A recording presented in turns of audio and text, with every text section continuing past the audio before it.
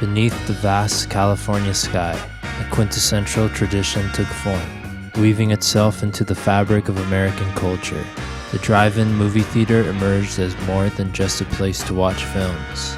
It symbolized a blend of innovation, community, and the love affair with the automobile. These open-air cinemas, with their sprawling screens against the backdrop of the setting sun, offered a unique sanctuary where stories were shared and memories were made. The story of drive-in theaters in California is a tale of rapid growth and widespread popularity. Rooted deeply in the state's cultural and geographic landscape, it began with a modest start in June of 1938, when the concept of watching movies from the comfort of one's car was still a novel idea.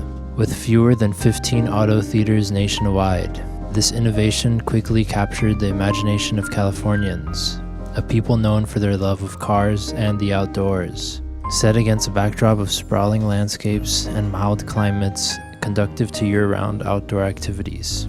As the 1940s dawned, drive-in theaters multiplied across the Golden State, reflecting a burgeoning post-war American culture that celebrated the automobile as a symbol of freedom and prosperity. By the end of the 1950s, California's drive-in theaters had not merely survived, they thrived, expanding in number and scale. The state's drive-ins grew from a handful to over 220 by the late 1960s, outpacing the growth seen in most other states.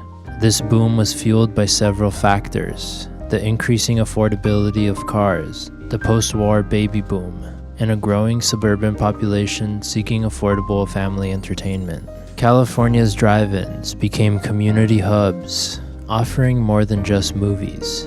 They were venues for social interaction, where families could enjoy a night out without the constraints of traditional movie theaters. Teenagers found drive-ins to be the perfect venue for dates, offering a mix of privacy and entertainment under the stars. The uniqueness of California's drive-ins lay not only in their number, but in their adaptation to the state's diverse geography and demographics. From the coastal towns, where the scent of the ocean breeze mingled with popcorn, to the inland valleys where stars in the clear night sky competed with those on the screen, each drive-in offered a unique setting that complemented the cinematic experience.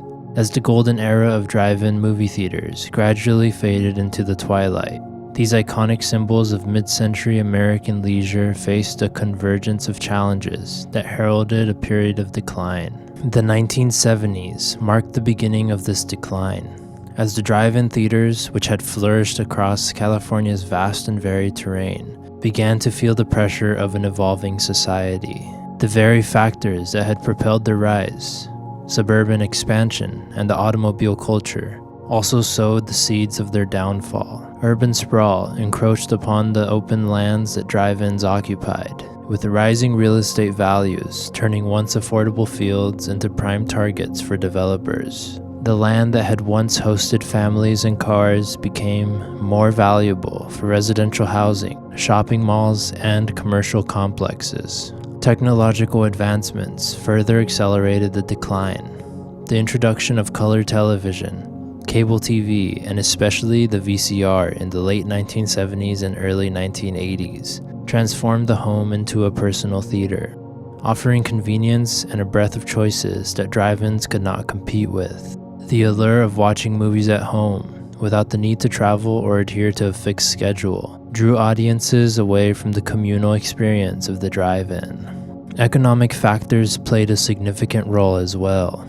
The energy crisis of the 1970s, along with the adoption of daylight saving time, made it more expensive and less practical to operate these outdoor cinemas.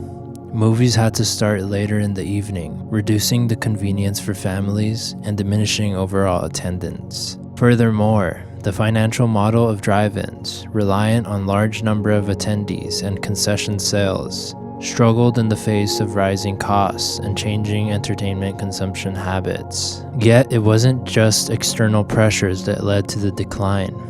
The drive-in theaters themselves began to change. Some, in a bid to survive, shifted from family-friendly fare to R-rated and adult movies, alienating their traditional audience in the process. This shift, while profitable for some, further eroded the communal, family-oriented image of drive-ins and contributed to their cultural sidelining. From over 220 vibrant venues at their peak in the 1960s, the landscape has dramatically shifted, leaving fewer than 20 operational drive-ins scattered across the state today. These survivors have adapted, embracing digital projection and offering diverse programming to capture the hearts of a new generation, while still resonating with those who remember their heyday. The Santa Fe Springs Drive-In, originally known as the La Mirada Drive-In, opened its doors on November 5th, 1953, occupying what was once a dairy farm and orange orchard. This drive-in quickly became a landmark. At its peak, the Santa Fe Springs Drive-In could accommodate approximately 1,000 cars, boasting one of the largest capacities in the country. It wasn't just movies that drew the crowds. In 1965, the drive-in began hosting outdoor swap meets, a tradition that continues to this day, even as the name changed in the early 1990s to reflect its location better. The spirit of the Santa Fe Springs Drive-In remained, offering occasional movie showings to the public, a nostalgic nod to its historic roots. The Lompoc Valley Drive-In opened in August 1959, designed to accommodate 850 cars with a large 50 by 100 foot CinemaScope screen. At the time of its opening, it featured the latest in movie projection technology, a snack bar, and a playground, catering to families looking for an evening out. The drive-in was built with an investment of $350,000. Despite its popularity and the services it provided to the local community, the Lompoc Valley Drive-In eventually closed down. The property has since been repurposed and is now used as a recycling center. So there used to be tons of these drive-in theaters all over Southern California. There's very few left. This is a really nice one. It's in Lompoc, which is about 2.5 hours from LA, about an hour past Santa Barbara. Look how big this screen is.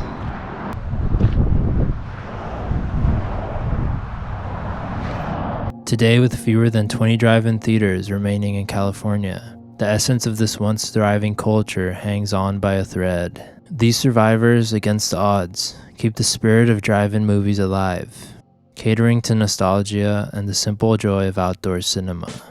The journey of the Santa Fe Springs and the Lompoc Valley Drive-In encapsulates the broader narrative of drive-in theaters in California, a narrative of rise, decline, and enduring legacy. They stand as monuments to an age of innovation in entertainment, community gathering, and the American love affair with cars and cinema.